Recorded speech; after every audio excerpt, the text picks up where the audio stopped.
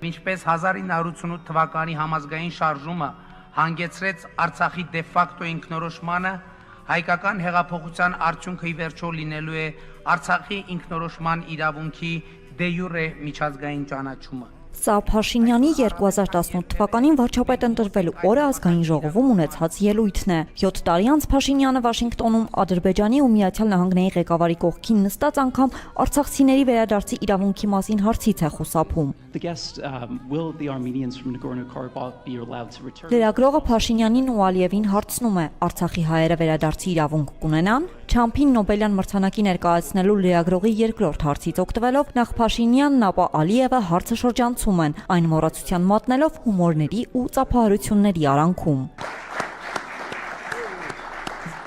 Փաշինյանն ու Ալիևը միմյանց ձեռք են սեղմում, ազդարարելով, թե երկու երկրների միջև կոնֆլիկտն ավարտվում է։ Այն դեպքում, երբ ոչ ղեկավարների ստորագրած հռչակագրում, ոչ էլ նախաստորագրված խաղաղության պայմանագրի տեքստում ոչ մի բառ չկա Արցախի կամ արցախցիների վերադարձի իրավունքի մասին։